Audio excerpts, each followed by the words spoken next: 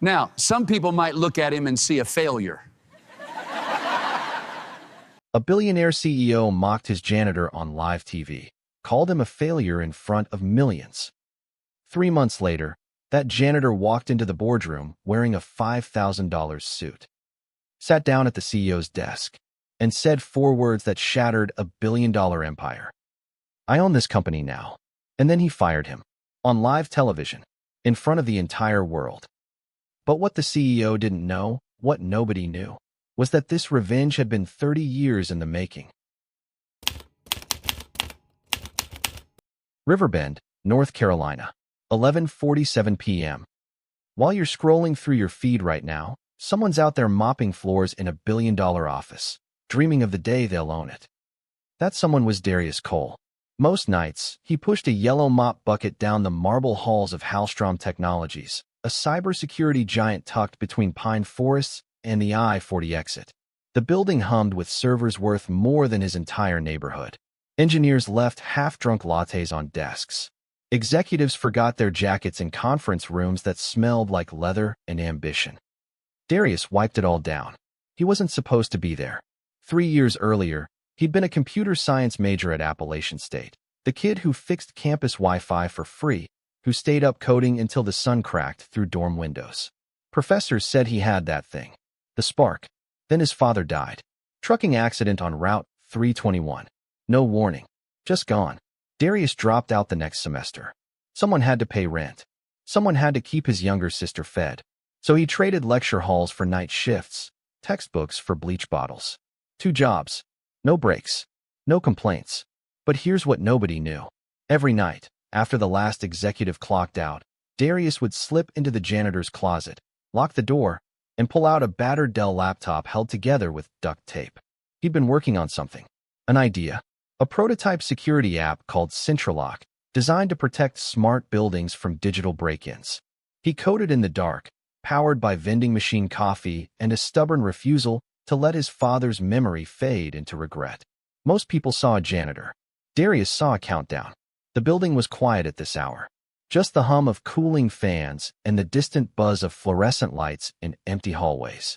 He'd walk past the boardroom where decisions worth millions got made over catered lunches. He'd empty trash cans filled with printed emails about stock prices and acquisition deals. And every single night, he'd absorb it all. Not because he was nosy, because he was learning, watching, waiting. You ever feel invisible? Like you're in the room, but nobody sees you? That was Darius's advantage. People talked around him like he was furniture. Secrets spilled. Strategies leaked. And he remembered every word. By 2 a.m., the office belonged to him. That's when he'd unlock the closet, boot up the laptop, and let his real work begin. CentralLock wasn't just some side project. It was his father's legacy coded into every line. A promise that the Cole name would mean something again. If you think this is just another underdog story, you're about to find out how wrong you are. Because what happened next didn't just change his life. It shattered an empire. Caldwell Reeves didn't walk into rooms. He owned them before his Italian loafers hit the floor. They called him Cal. Forbes called him a visionary. Wall Street called him untouchable. His employees called him Sir and avoided eye contact. He was 53, silver-haired, and worth $2.4 billion. Most of it built on the back of Halstrom Technologies, the cybersecurity firm his father co-founded in the 80s. Cal inherited the throne at 30 and never looked back. He lived in a glass penthouse in Charlotte's Uptown district, drove a midnight blue Bentley, wore watches that cost more than Darius's yearly rent. And every quarter, he'd fly into Riverbend on a private jet just to remind the ground team who signed their checks. Darius had seen him exactly 4 times in 3 years. Each time, Cal breezed through the lobby like he was filming a commercial for success. Smile wide, handshake firm, voice booming across marble floors. Great work, everyone. Keep grinding. Then he'd disappear into the executive elevator, the one with the keycard reader Darius wasn't allowed to touch. But here's the thing about men like Cal, they love an audience. He did quarterly live streams. Transparency talks, he called them. Employees could submit questions. Investors tuned in. Press covered it. The whole performance streamed on YouTube, LinkedIn, even TikTok. It was corporate theater. And Cal was the star. Darius never watched. He had floors to mop. But one Thursday in late September, Cal spotted him. Mid-sentence, mid-smile, Cal's eyes drifted toward the corner of the break room where Darius was emptying a trash bin. The camera followed. And then Cal said something that would change everything. "You know what, folks?" Cal leaned into the mic, grin widening. "That right there is your career motivator. Study hard in school, or you'll end up like our friend over there, polishing other people's dreams for minimum wage." The room laughed. The camera zoomed in. And Darius, quiet, invisible Darius, just kept moving. But inside, something cracked. By 6 a.m., Darius's face was everywhere. Someone in the livestream audience screen recorded the moment, clipped it, posted it on Twitter with the caption, "Billionaire CEO mocks his own janitor on live TV." 3 hours later, it had 47,000 retweets. By noon, it hit 1 million views. TikTok creators stitched it with reaction videos. Reddit threads dissected Cal's smirk frame by frame.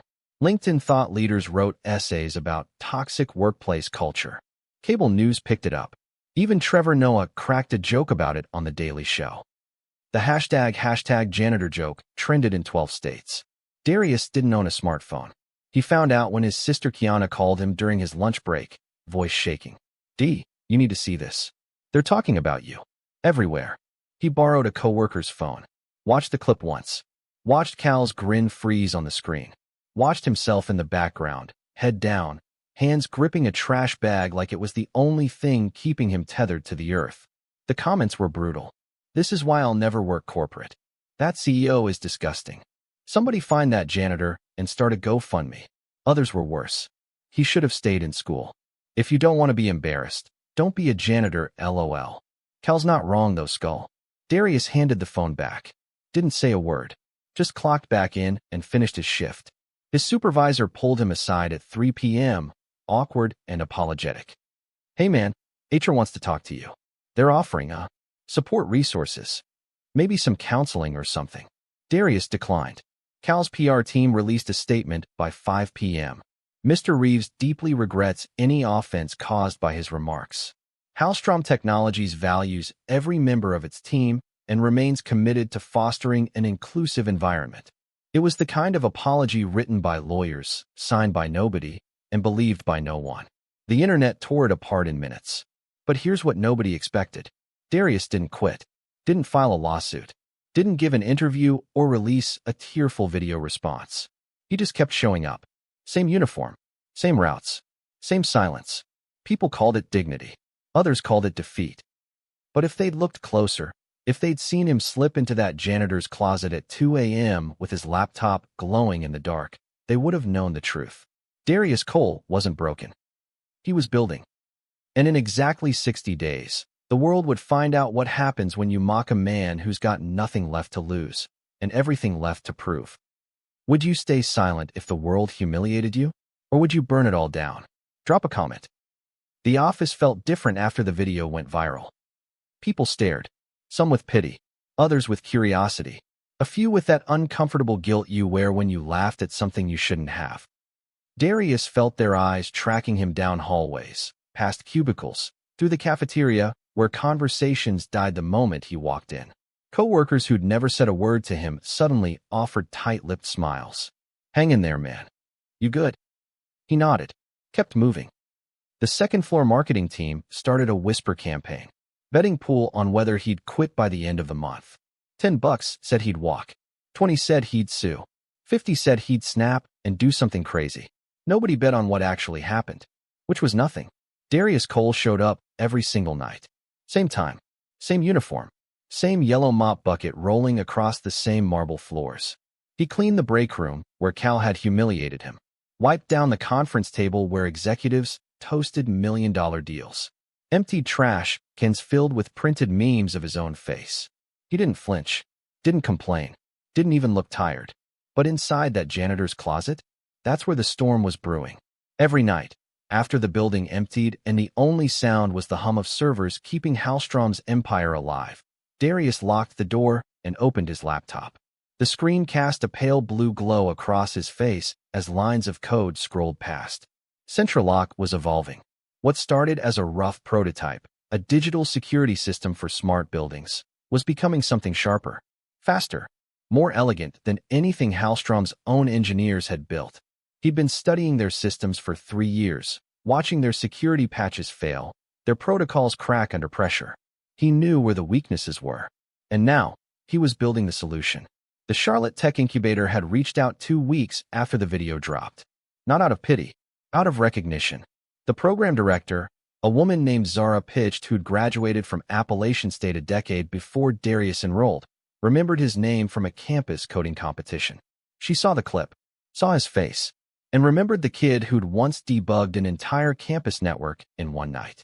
"We've got a small grant," she'd said over the phone. $5,000. It's not much, but if you've got something real, we can help you build it. Darius didn't hesitate. He filed the paperwork that same week, signed the NDA, submitted his patent application for Centralock under a shell LLC he'd registered online for $200. Nobody at Hallstrom knew. Not Cal, not HR, not the co-workers placing bets on his breaking point. All they saw was a janitor who wouldn't quit. What they didn't see was a man laying the foundation for an empire. The janitor's closet on the 3rd floor measured 8 feet by 6 feet. It smelled like disinfectant and old mop water. There was a metal shelf stacked with cleaning supplies, a utility sink with a slow drip, and a single flickering fluorescent bulb that buzzed like a trapped fly. This was Darius Cole's laboratory. Most nights, he'd slip inside around 2:15 a.m. after the last security guard finished his rounds. He'd lock the door, wedge a folded towel under the crack to block the light, and pull his laptop from a backpack hidden behind a box of trash bags. The Dell was 7 years old. The hinge was cracked. The battery died after 20 minutes, so he kept it plugged into an outlet behind the shelf. The keyboard had 3 keys held down with super glue, but it worked. And on that screen, Centralock was coming alive. The concept was simple, so simple it felt obvious once you understood it. Most smart buildings ran on centralized security systems. One breach, and the whole network fell. Schools, hospitals, airports, corporate offices, all of them vulnerable to the same attack vectors. Centralock was different. It decentralized access points. Every door, every terminal, every entry system operated independently with encrypted rotating keys. If one point got hacked, the rest stayed locked. The system learned patterns, flagged anomalies, and could shut down threats in real time. Darius had built the first prototype in his dorm room 3 years ago, back when he still believed college would lead somewhere. After he dropped out, the code sat untouched on an external hard drive, gathering dust, waiting, until Cal Reeves reminded him what it felt like to be invisible. Now, every line of code felt like a declaration.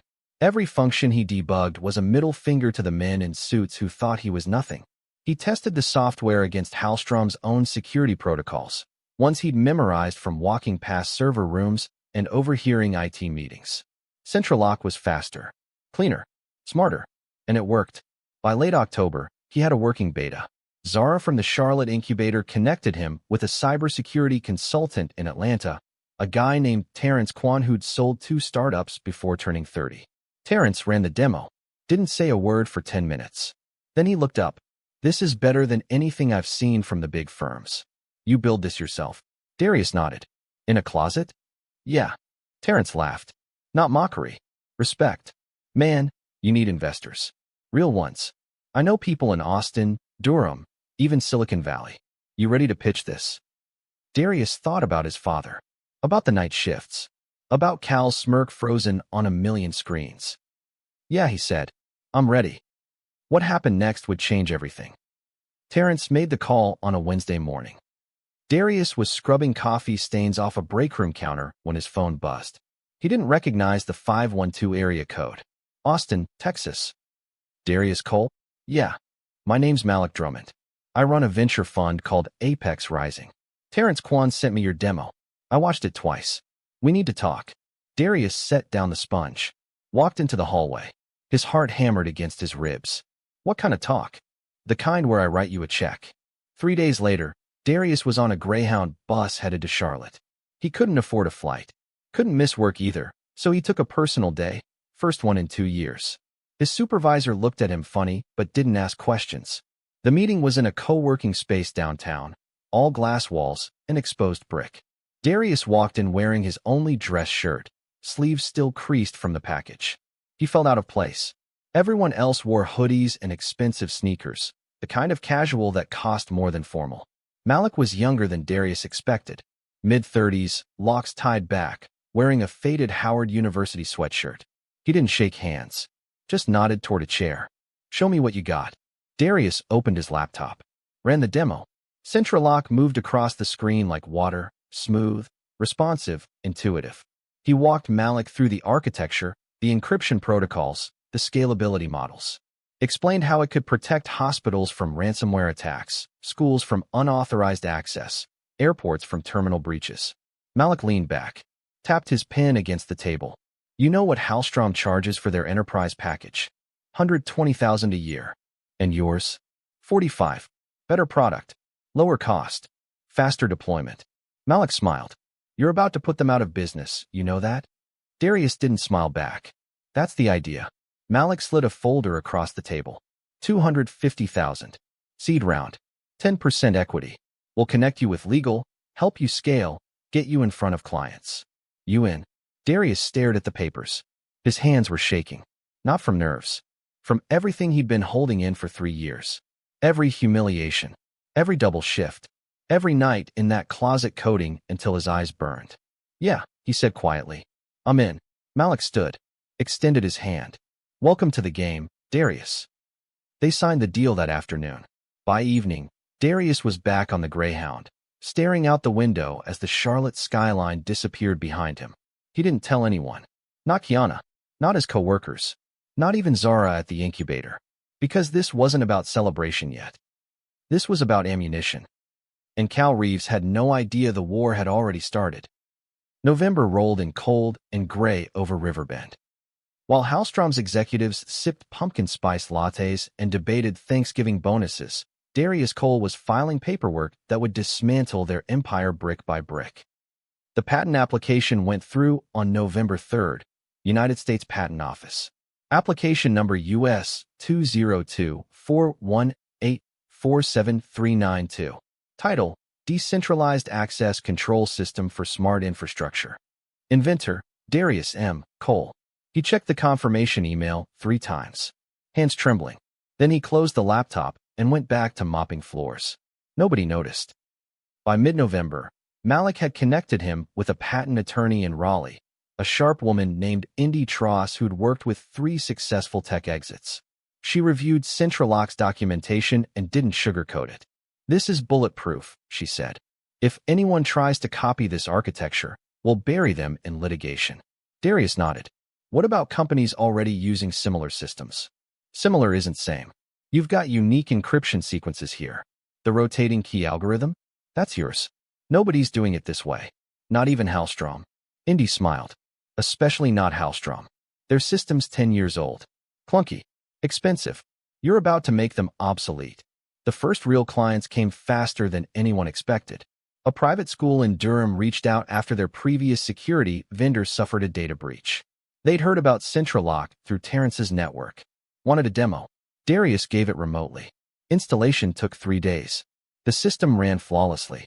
Then a medical clinic in Greensboro. Then a small tech startup in Raleigh. Then a regional airport in Asheville that was tired of paying Hallstrom's renewal fees. Word spread quietly, like roots growing underground, invisible until they break through concrete. By Thanksgiving, Darius had 12 clients. Revenue: $47,000 in 3 weeks. He still worked nights at Hallstrom. Still pushed the same yellow bucket. Still emptied the same trash cans. Still heard Cal's voice echoing through the building during board meetings, loud and self-assured. "We're projecting 22% growth next quarter. Hallstrom isn't just leading the industry. We are the industry." Darius wiped down the conference table after they left. Saw the budget projections someone forgot to collect. Scanned the numbers. Hallstrom's client retention rate had dropped 4% in 2 months. He smiled. Because here's what most people don't understand about revenge. It's not loud. It's not dramatic. Real revenge is patient, calculated. It's watching your enemy celebrate while the floor rots beneath their feet. And Darius? He was just getting started. On December 1st, He officially registered his company with the North Carolina Secretary of State. Business name, Culver's Systems, LLC. Registered agent, Darius M. Cole. Address, a P.O. box in Charlotte he rented for $19 a month. He didn't throw a party. Didn't post on social media. Didn't tell a soul except Malik and Indy. Just filed the paperwork, paid the fee, and kept moving. If you were building an empire in secret, would you tell anyone? Or stay silent until it's too late for them to stop you? Comment below. 3 months can change everything. December through February became a blur of code, contracts, and calculated moves. While most people shopped for Christmas gifts and made New Year's resolutions, Darius Cole was systematically dismantling Halstrom Technologies from the inside out. Not with sabotage, with something far more dangerous. Better service. By mid-December, Culver's Systems had 23 clients. A charter school district in Winston-Salem switched after their Halstrom contract expired. A commercial real estate firm in Fayetteville chose Culver's for their new office building. A regional hospital in Wilmington ran comparison tests. Central Lock won every time. Faster deployment, lower costs, better support, and unlike Halstrom's customer service, which routed you through 3 departments and a 2-week wait, Darius answered his phone. Personally. At midnight, if necessary. Because he remembered what it felt like to be invisible. He built Culver's on a simple principle. Treat people like they matter. Revolutionary concept in corporate America. By January, Malik brought in 2 more investors from Atlanta. Another $500,000 in capital. Darius hired his first employee, a software engineer named Bryce Kellum who'd been laid off from Research Triangle Park. Then a customer success manager. Then a sales consultant. He moved operations out of the janitor's closet into a small office space in Charlotte's noted district. 3 rooms above a coffee shop. Exposed pipes. Second-hand desks. A whiteboard covered in Sprint notes. It wasn't much, but it was his. February brought the breaking point. Halstrom lost its largest client, a federal contract worth $8 million annually. The agency cited failure to meet evolving security standards. The contract went to a smaller firm using Central Lock infrastructure. Cal Reeves held an emergency board meeting. Blamed the sales team. Blamed the engineers. Blamed marketing. Never once looked in the mirror. Meanwhile, Culver's client list hit 52. Revenue crossed $200,000 monthly. Tech blogs started noticing. Charlotte startup disrupting cybersecurity, one headline read. None of them knew the full story yet. None of them knew Darius still clocked in at Halstrom 3 nights a week, same janitorial shifts, keeping up appearances. Because he wanted to be there when it all crashed down. He wanted to see Cal's face the moment he realized who'd beaten him. By late February, Halstrom stock dropped 11%. Investors asked questions. Clients jumped ship. And somewhere in that gleaming tower, in a break room that still smelled like bleach and broken dreams, a yellow mop bucket sat abandoned. Darius didn't need it anymore. Cal Reeves hadn't slept well in weeks. The numbers didn't lie. Fourth quarter earnings down 18%. Client retention at a 5-year low. The board wanted answers he didn't have. Halstrom Technologies, the company his father built, the empire Cal inherited and expanded, was bleeding market share to ghost competitors he couldn't identify. Someone was eating his lunch. He just didn't know who. March brought worse news. 3 more contracts canceled. A university system in Georgia. A hospital network in Tennessee. A municipality in South Carolina. All citing the same reason. Pursuing alternative security solutions. Cal's VP of sales couldn't explain it. Marketing blamed outdated messaging. Engineering claimed they needed more budget for R&D. Everyone had excuses. Nobody had solutions. The Wall Street Journal ran a piece. Cybersecurity giant Halstrom faces upstart competition. The article mentioned several emerging players, but focused on one name that kept appearing in client testimonials. Culver's Systems. Cal had never heard of them. He called an analyst meeting that afternoon. Pulled up everything he could find. Small company. Charlotte-based. Founded 6 months ago.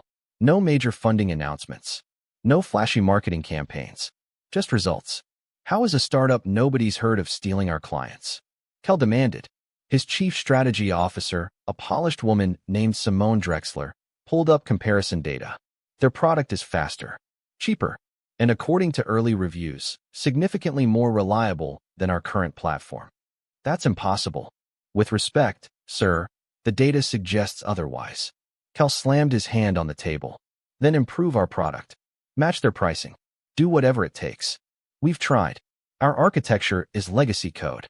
Rebuilding from scratch would take years and cost tens of millions. Then acquire them, Cal snapped. Find out who owns this Culver's and write them a check. I want this problem gone by end of quarter. Simone made calls.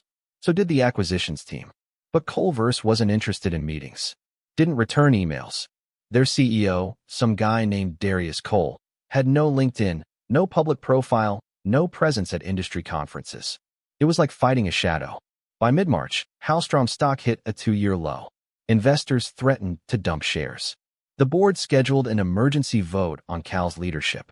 He stood at his office window on the 42nd floor, staring down at Riverbend's sprawling campus below. Somewhere in those buildings, his legacy was crumbling, and he still didn't understand why. What Cal didn't know, what he couldn't possibly know, was that the answer swept floors 3 stories beneath him every Tuesday, Thursday, and Saturday night. The ghost he was chasing had been invisible all along, just not in the way he thought. The email arrived on a Wednesday morning at 6:47 a.m. Cal's executive assistant flagged it as urgent. Subject line, confidential acquisition proposal, time sensitive. The sender was an investment group called Meridian Capital Holdings. Cal had never heard of them, but their letterhead looked legitimate. New York address, corporate language, professional formatting. The offer was simple. Meridian would purchase Halstrom's outstanding debt, roughly $43 million, and inject fresh capital to stabilize operations. In return, they'd take a controlling equity stake. Cal could remain as CEO, keep his salary, save face publicly. It was a lifeline dressed as a business deal. Cal's CFO reviewed the terms that afternoon. It's aggressive, but not unusual for distressed acquisitions. They're offering above-market rates on the debt buyout. Honestly, sir, we don't have many other options. Who are they? Private equity. Shell holding company structure. Pretty standard for these kinds of moves. I ran background checks. They're clean. Incorporated in Delaware, registered in multiple states. Cal stared at the paperwork. His empire was slipping through his fingers. The board wanted blood. Investors were bailing. This offer might be his only way to survive. What's the catch? They want an answer within 72 hours.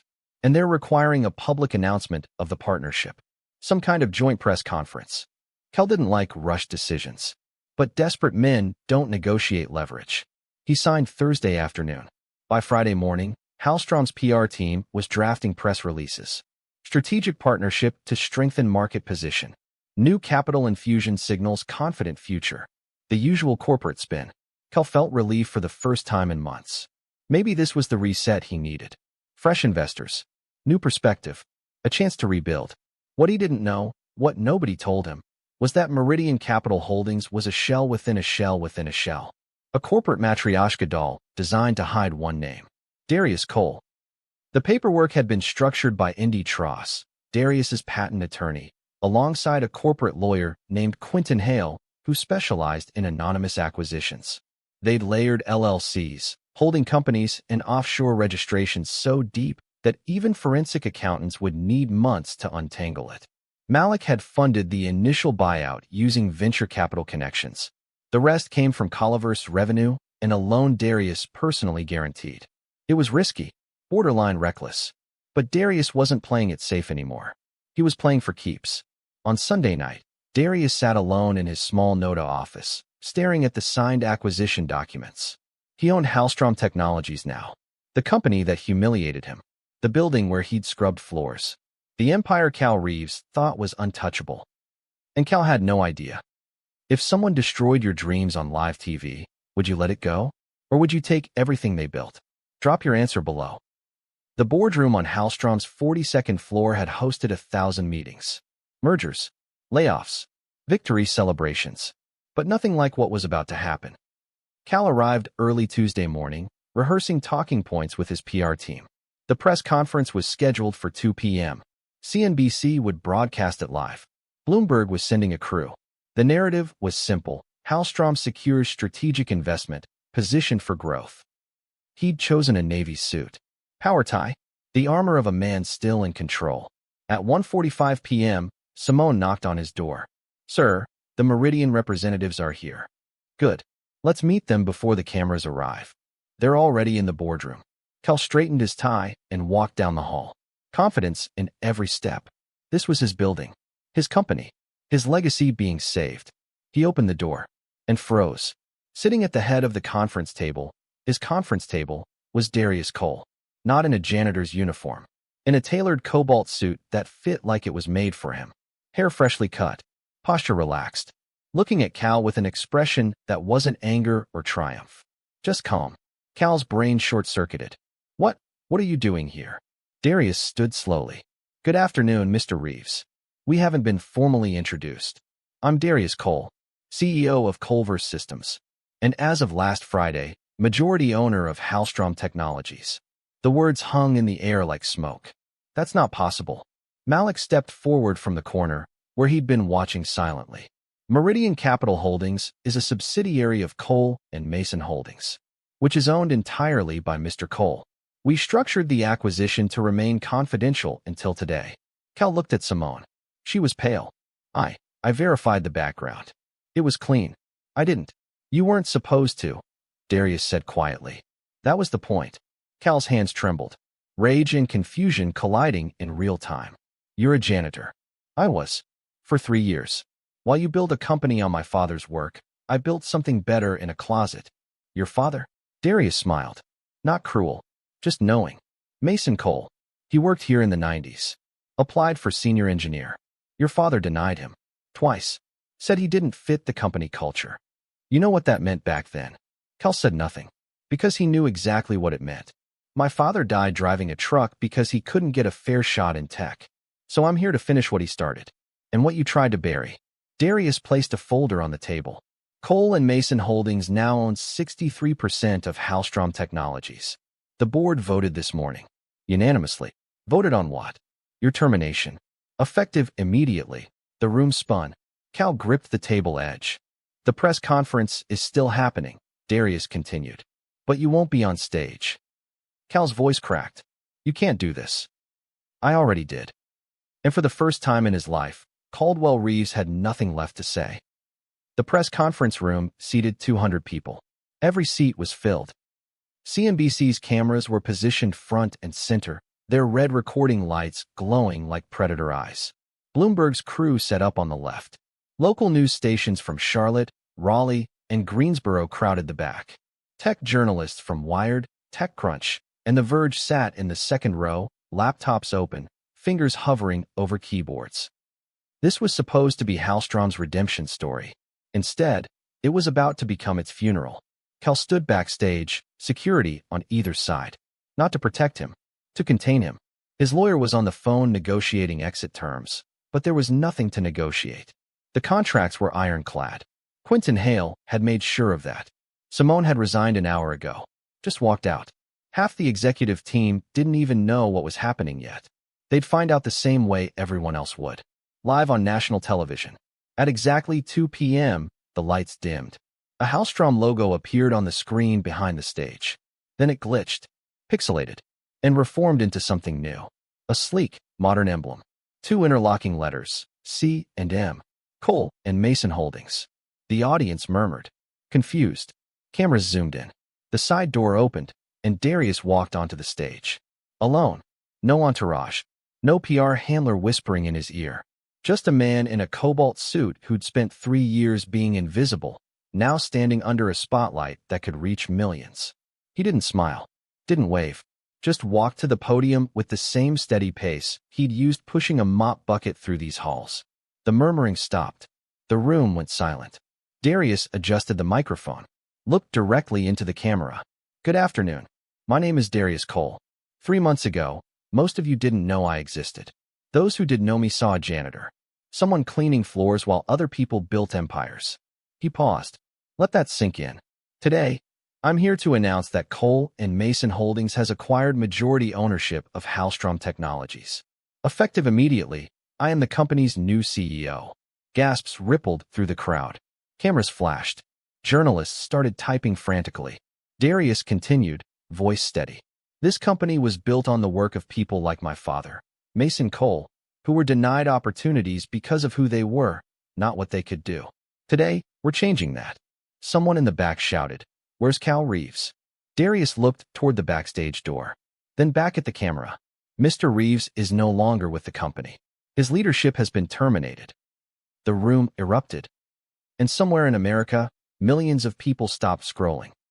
Because they'd never seen anything like this before. The cameras didn't blink. Every lens in the room stayed locked on Darius as questions exploded from the audience. How did you acquire the company? When did this deal close? Does Hallstrom's board support this transition? Darius raised one hand. The chaos settled into tense silence. I'll answer your questions. But first, there's someone who needs to hear this directly. He looked toward the side door. Nodded once. Security stepped aside. Cal Reeves walked onto the stage. Not by choice. By necessity. His lawyer had advised him that refusing would trigger breach of contract clauses worth millions.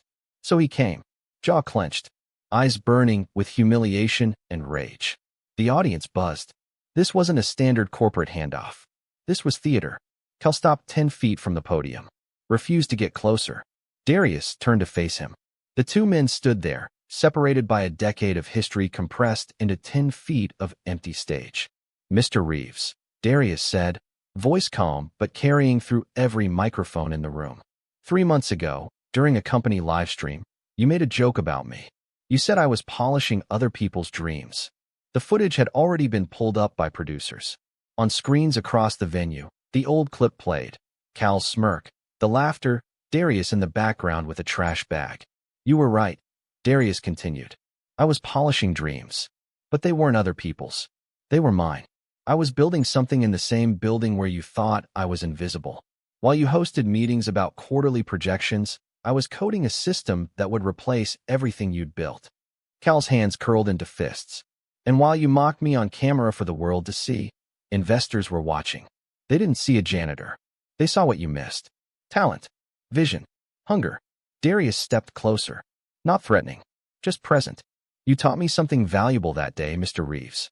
You taught me that people only see what they expect to see. You expected me to stay invisible, to accept my place, to be the punchline." He paused. "But I'm not the punchline anymore." The room held its breath. "As of today, you no longer work for Hallstrom Technologies. Your employment is terminated. Your board seat is revoked. And the building you walked through like you owned it? I own it now." Cal's voice came out strangled. "You can't do this. I already have." Cameras captured everything. Cal's face cycling through shock, fury, disbelief. Darius standing steady, unbothered, victorious without gloating. "Security will escort you out," Darius said quietly. "Thank you for your service." Cal opened his mouth, closed it, realized there were no words that would change anything. He turned and walked off stage, past the cameras, past the journalists, past the empire he'd inherited and lost. And Darius Cole, once invisible, remained in the light. Would you fire someone on live TV after they humiliated you? Justice or revenge? Comment below. The moment Cal disappeared through the side exit, the press conference exploded. Journalists shouted over each other. Camera operators repositioned for better angles. The CNBC anchor broke into the live feed with breaking news graphics. Stunning reversal at Hallstrom Technologies. Billionaire CEO fired by former janitor in unprecedented corporate takeover. Darius returned to the podium, waited for the noise to settle. It took a full minute. "I know you have questions," he said. "Let's address them."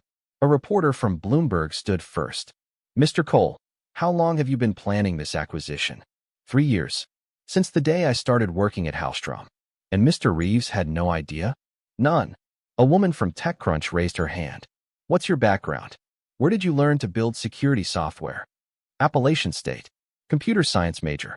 I dropped out when my father passed. But I never stopped learning. I just did it in a janitor's closet instead of a classroom." The room absorbed that. Pens scratched across notebooks. Keyboards clattered. A local Charlotte reporter asked the question everyone was thinking. Why reveal yourself this way? Why not just quietly take over the company? Darius looked directly into the camera, into homes and offices across America. Because visibility matters. For 3 years, I was invisible. People walked past me like I didn't exist. And when I finally got noticed, it was as a joke. A punchline on a viral video. He let that settle. There are millions of people working jobs that others look down on. Cleaning offices, stocking shelves, driving trucks, serving food. Invisible labor that keeps this country running. And society treats them like they're disposable. Like they're not smart enough or driven enough to be anything more. His voice didn't rise. Didn't need to. I'm standing here today to tell every person who's ever been underestimated, overlooked, or mocked, you are not invisible. You are not the punchline. And the person who dismissed you, they don't get to write your story. The room was silent now. Not the awkward silence of earlier. Something different. Respect. Recognition. A voice from the back. What happens to Hallstrom now? We rebuild. Under new leadership, new values, and a commitment to the people who actually do the work. Starting with fair wages for every employee, including custodial staff. And we're renaming the company. To what? Culver's Holdings. Because this isn't about one man's empire anymore. It's about building something that includes everyone. Applause started somewhere in the middle rows. Spread. Grew. And as cameras broadcast the moment across every news network in America, one thing became clear. This wasn't just a corporate takeover. It was a revolution. Within an hour, the internet caught fire. Twitter exploded first. Hashtag Cole Reversal started trending at 3:47 p.m. Eastern. By 5 p.m., it was the #1 topic worldwide. Ahead of celebrity gossip. Ahead of political scandals. Ahead of everything. The original humiliation clip from 3 months ago resurfaced. People stitched it with today's press conference footage. Side-by-side comparisons. Cal's smirk then. Cal's face now. The internet loved a good villain getting destroyed. TikTok creators jumped on it immediately. A college student in Atlanta made a 3-part series breaking down the timeline. Got 4 million views in 6 hours. Another creator in Detroit turned it into a motivational video with dramatic music. Never let them see you quit. Instagram quote pages posted Darius's speech over aesthetic backgrounds. You are not invisible. You are not the punchline. Shared by celebrities, athletes, influencers who'd never heard of Hallstrom Technologies until today. Reddit threads dissected every detail. Someone found Darius's old Appalachian State student profile. Others pulled up Mason Cole's employment records from the 90s. The generational justice angle made it even more powerful. This wasn't just revenge. It was legacy. Cable news couldn't stop talking about it. CNN brought in business analysts. Fox News debated corporate ethics. MSNBC called it the ultimate American underdog story. Even late-night shows scrambled to rewrite their monologues. Trevor Noah tweeted, "I made a joke about this man 3 months ago. I take it back. This is the greatest comeback I've ever seen." The story jumped beyond business sections. It became cultural. Essays appeared in The Atlantic about class, visibility, and whose dreams get taken seriously. The New York Times ran a profile, from mop bucket to boardroom, how Darius Cole rewrote the rules. LinkedIn became an inspirational wildfire. Every motivational speaker, career coach, and startup founder posted their take. Never underestimate the quiet ones. Your current job doesn't define your future. 3 months can change everything. But the most powerful reactions came from regular people. Janitors, warehouse workers, retail employees, security guards, people who felt invisible every day at work. They posted videos, shared stories, tagged friends. The message was clear. If Darius could do it, maybe they could too. By midnight, the press conference had been viewed 47 million times across all platforms. Cal Reeves deleted his Twitter account at 11:32 p.m.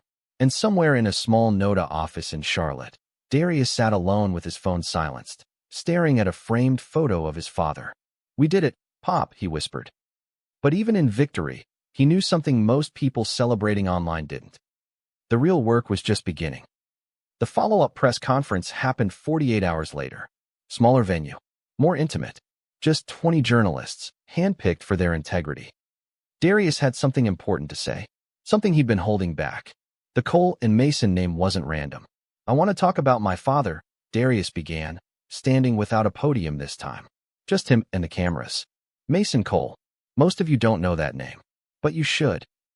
He clicked a remote. A photograph appeared on the screen behind him.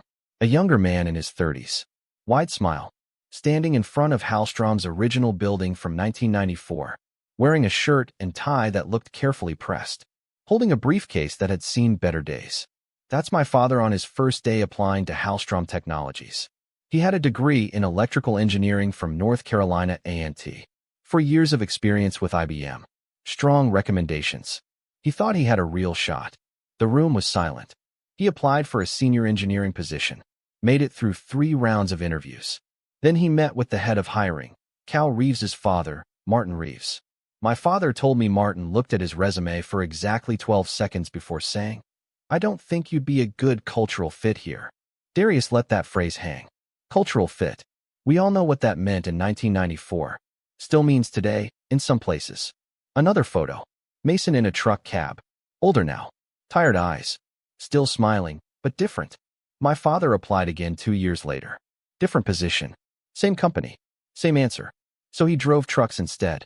Provided for his family the only way the system allowed him to. And he never stopped believing that one day, things would be different. Darius's voice didn't crack, but it came close. He died on Route 321 3 years ago. Jackknifed semi. He was 61 years old. He never got to see what I'm building. Never knew I'd been working on Central Lock. Never saw this company change hands. He looked directly into the camera. Cole and Mason Holdings isn't just about me taking over a company. It's about finishing what my father started. It's about every black engineer, every woman in tech, every person from the wrong zip code who got told they weren't a cultural fit. This is for them. The journalists weren't taking notes anymore. They were listening. My father used to tell me something when I was young. He'd say, "Son, they can deny you a seat at the table, but they can't stop you from building your own table." Darius smiled. First real smile since the press conference began. So that's what I did. I built my own table. And now, everyone's invited. Who would you dedicate your success to if you made it? Drop a name below. The Mason Cole story changed everything.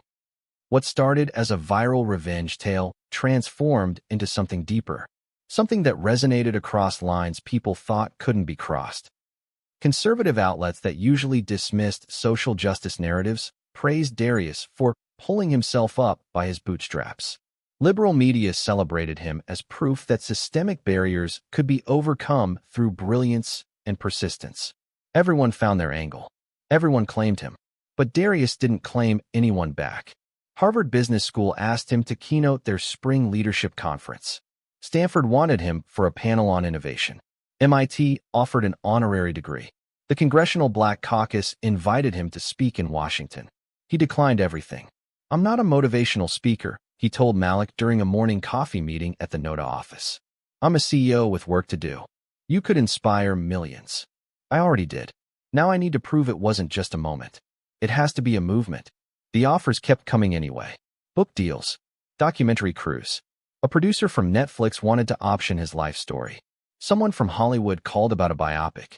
Tyler Perry's team sent flowers with a handwritten note. Darius ignored them all. Stayed focused. Culver's Holdings hit the ground running. Within 2 weeks, they'd restructured Halstrom's bloated departments, cut redundant executive positions, redistributed those salaries to entry-level employees and custodial staff. Starting wage for janitors went from $12.50 to $22 an hour. The internet loved that detail. More importantly, clients stayed. The ones who jumped ship to Culver's during the chaos, they stayed. The ones still under Halstrom contracts, they renewed under the new leadership. Revenue stabilized, then grew. Wall Street didn't know what to make of Darius Cole.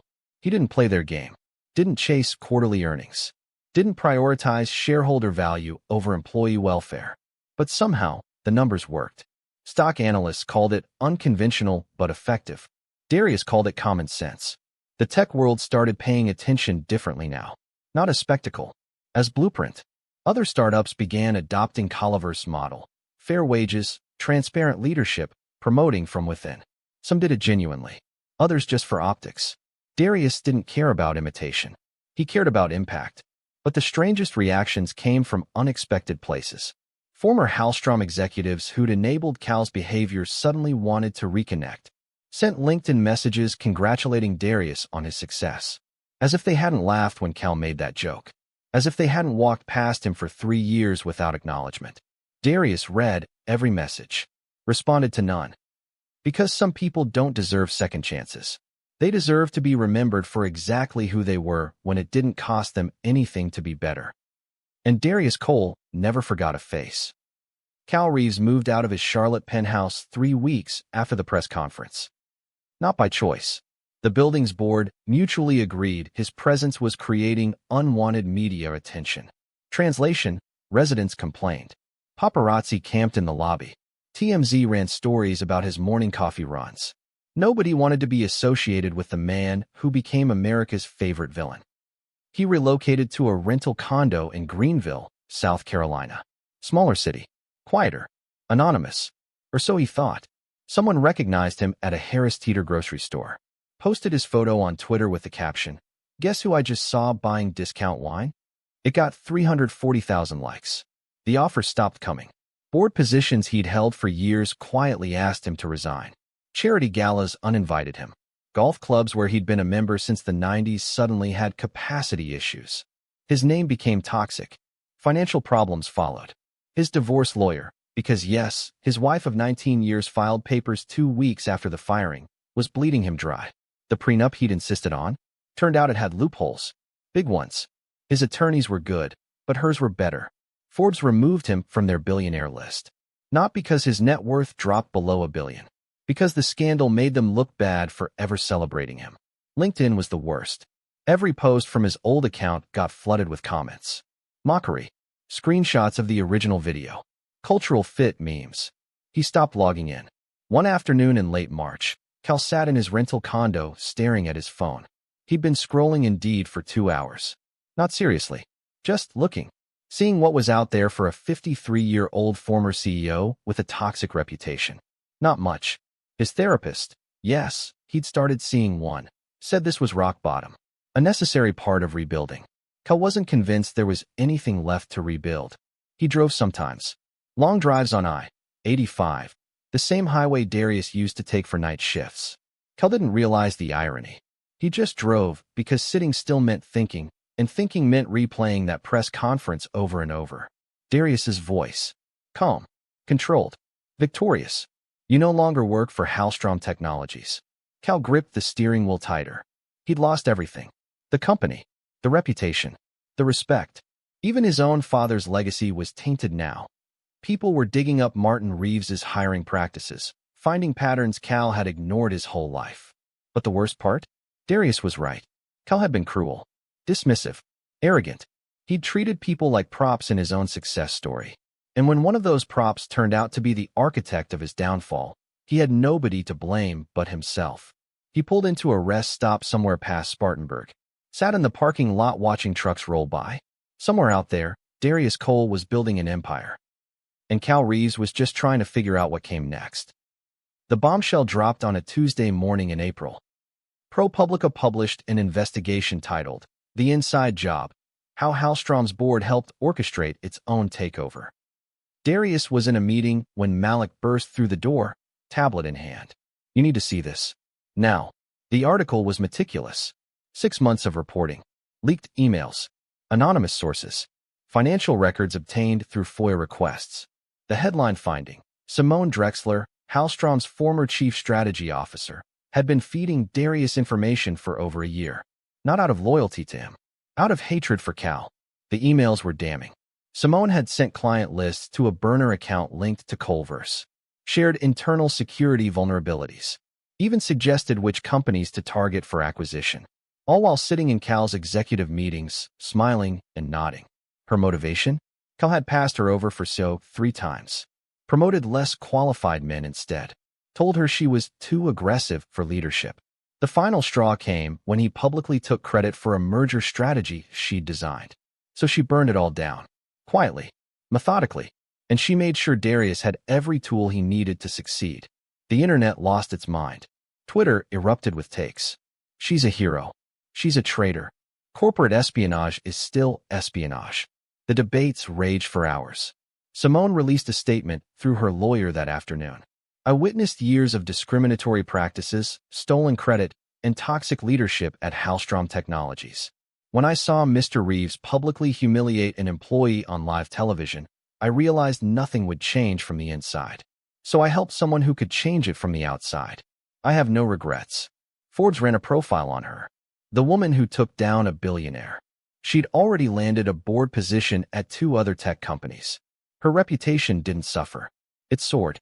Darius hadn't known about Simone's full involvement until the article dropped. She'd been careful, used intermediaries, covered her tracks. He called her that evening. "You didn't tell me," he said. "You didn't need to know. If you'd known, it could have complicated things legally. Did you do it for me? Or for revenge?" Silence on the other end. "Then, does it matter? We both wanted the same thing. It matters to me." Another pause. "I did it because Cal Reeves represented everything wrong with corporate America, and you represented a chance to fix it. So yeah, maybe it was revenge. But it was also hope." Darius absorbed that. "Thank you. Don't thank me. Just don't become what he was." The call ended. Darius sat in his office long after dark. The city lights of Charlotte glowed through the window. He thought about all the invisible hands that had helped him get here. Malik, Indy, Terrence, Zara, Simone, even Mason, guiding him from wherever fathers go. This wasn't a solo victory. It never had been. Would you help someone take down a toxic boss if it meant risking everything? Comment your answer. 6 months after the press conference, Darius Cole stood in what used to be Cal Reeves's office. The 42nd floor, corner suite, floor-to-ceiling windows overlooking Riverbend's sprawling campus and pine forests beyond. He'd redecorated. Standing desk, whiteboard covered in code. Single photo of Mason Cole. Culver's Holdings was thriving. 93 clients across 17 states. 8 million quarterly revenue. 27 new employees, including 3 former Hallstrom janitors promoted to IT support. The culture was different now. Open. Collaborative. First names regardless of title. Custodial staff ate lunch with executives. Radical concepts in corporate America. Bryce knocked on the door. "Boss, you need to see this." Darius turned from the window. "What's up?" News alert. Cal Reeves launched a new company. Something shifted in Darius's chest. Not fear. Curiosity. Bryce handed him his phone. TechCrunch headline. Fallen CEO Cal Reeves returns with ReevX Labs, AI-powered cybersecurity startup. 12 million in seed funding. 3 engineers poached from Google. Next-generation threat detection using machine learning. Same market as Culver's. "He's coming after us," Bryce said quietly. Darius read Cal's quote. "I've learned from my mistakes. This isn't about ego anymore. It's about building something that actually matters. And I'm just getting started." Darius smiled. Not worried. Not angry. Something else. "Good," he said. "Good. Yeah. I was getting bored. Boss, this guy has connections. Money. A grudge the size of Texas. He's going to try to destroy us." Darius set the phone down, turned back to the window, watched the sun setting over the same interstate his father used to drive. Let him try. Last time, I had nothing to lose. This time, I've got everything to protect. And I've already beaten him once. He glanced at Bryce. Competition makes you better. If Cal wants to rebuild his reputation, he'll have to earn it. And if he comes at us, we'll be ready. So what's the play? Same as always. Build better. Move faster. Stay focused. Darius pulled up a file he'd been working on. CentralLock 2.0. Next generation architecture. Features Cal couldn't imagine yet. He spent 6 months hiding and planning. We spent 6 months working. That's the difference. After Bryce left, Darius sat alone. Cal was dangerous now. Motivated. Probably smarter than before. But Darius had something Cal would never understand. Purpose beyond profit. Legacy beyond ego. And a community of people who believed in him. His phone buzzed. Text from Malik. Saw the news. "You good?" Darius typed back. "Better than good. Game on." He stared at his father's photo. "Round 2, Pop.